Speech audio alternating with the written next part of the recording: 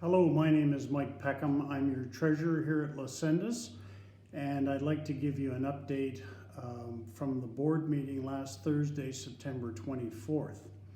So let me start with the treasurer's report. And you should see on your screen our key performance indicators, which we always provide an update to the board. Our operating cash position was $1.1 million at the end of August, which is approximately 3.8 months of operating cash, up from about 3.5 months of operating cash in July. So we're in our target range for that metric. Our current ratio was 1.2, which is our target, and so we're in good shape there. Our year-to-date operating surplus was $178,000 at the end of August, compared to a projected budget deficit of $82,000 at the end of August. So again, we're well ahead of plan at this point. Some of the expenditures that haven't occurred so far, but were budgeted, will occur in the fourth quarter. Our assessment collections through August 31st for the current quarter's assessment was $1,243,797, and at the end of the second month of the quarter, we have 97% collections, which tracks to what we were at the end of the previous quarter as well. So overall, we're doing very well with all the metrics that we track. And now you should see on your screen the operating fund variance analysis. It's a bit of an eye chart, but our total revenues after our contributions to the reserve fund and to the capital improvement fund amounted to approximately $2.3 million, which we have a very small surplus or budget positive budget variance at the end of August. Our expenses are below budget at this point, and so we have an operating surplus, as I mentioned, of $178,393, and that gives us an overall positive variance at the end of August of $260,000 approximately. So as an association, we're in very good shape financially in this time of the pandemic, when a lot of businesses have suffered. Certainly we're seeing continued strength from our residents in paying their assessments on time, and we're moving ahead with projects that need to be done to keep Lascendis as a premier community in the valley. So now let me next turn to the management report, management update. First of all, management during the board meeting commented that contracts are being worked on for the Enclave Gate Management Project with Park Pro. Those should be finished within the next week or so, and we'll start on the gates before the end of October. They look like they will extend right through 2021 and perhaps in a little bit into 2022 to get that project finished. It's very large, and we'll have complete communications to all residents as their enclaves are scheduled for the gate updates. From a lifestyle perspective, there were numerous events in September. Pilates in the Park, Des Burrito Truck, Cocktail Creations, a virtual class, Mediterranean Magic Food Truck, and Pokey's Cochina Food Truck, as well as a movie in the park scheduled for tomorrow, October 3rd. And I'd like to say congratulations to the lifestyle team for their creativity in the kind of events that they've scheduled and pulled off during this pandemic, when there are obviously great restrictions on how many people can get together.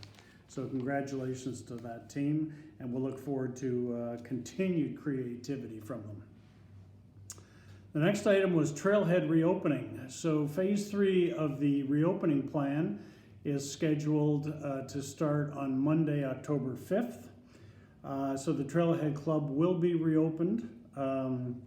Committee meetings in person as well as virtual, the same for board meetings.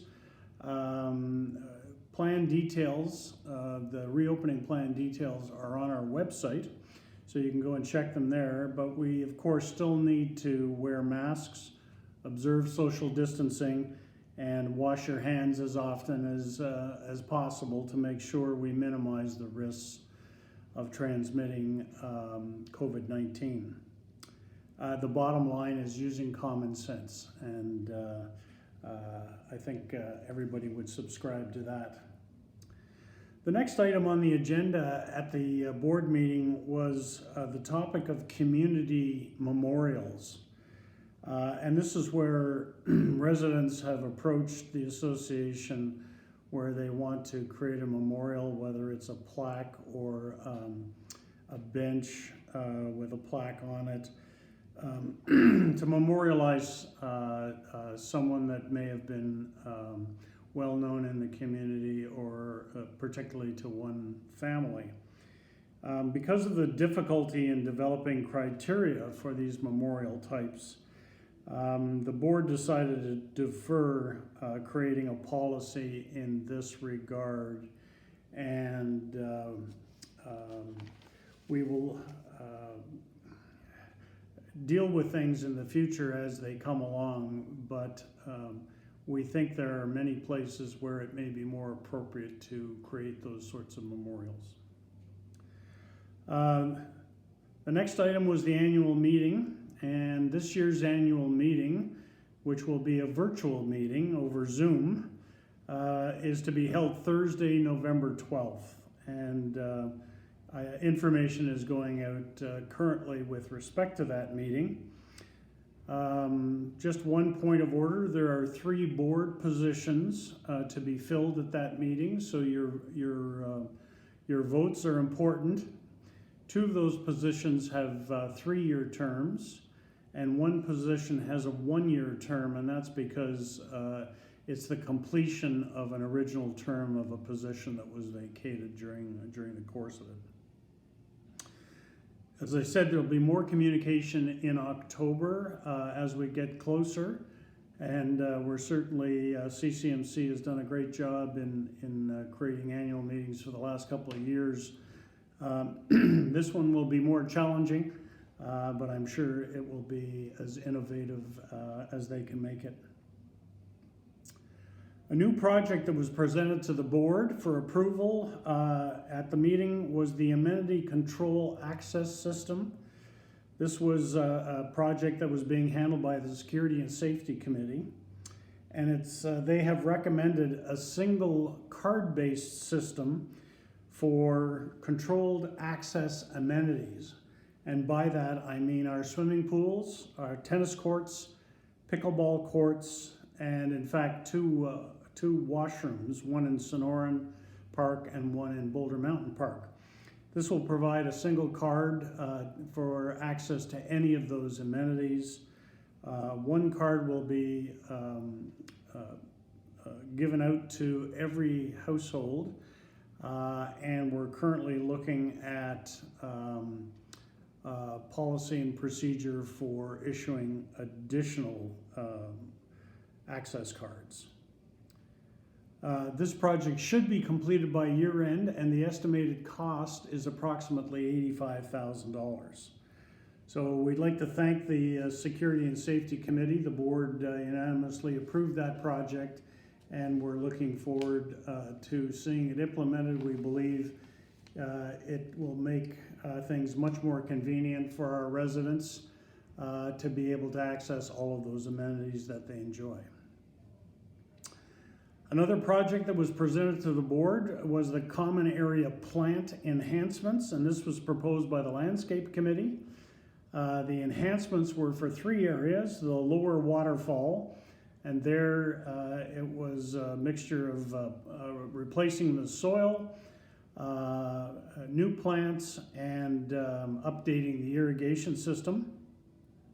The second location was the McDowell Road entrance monument, where there was going to be soil replacement and the installation of red bougainvilleas and yellow lantanas to add color to that area. The third and final area was the Ridgecrest and Red Mountain, upgrade irrigation and install the red bougainvilleas again for color. And the estimated cost of this project was $10,530, and it will be performed by ProQual. In fact, a lot of it has been done already. The Communications Committee had a new member to recommend, Linda Lawson, and this new volunteer was approved unanimously by the board, and I'd like to welcome Linda to the Communications Committee officially on behalf of the board. Thank you for for volunteering. And finally, at the meeting, there was a resident request for reimbursement of a medical bill for their pet. The board discussed the issue thoroughly and respectfully declined the request. And that was it for the meeting. It was pretty straightforward. Our next meeting will be towards the end of October, and we look forward to seeing residents there as some of the COVID restrictions are being lifted.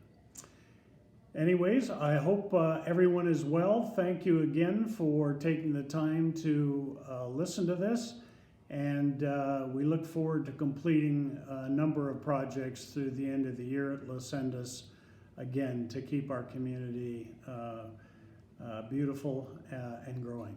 Thank you again.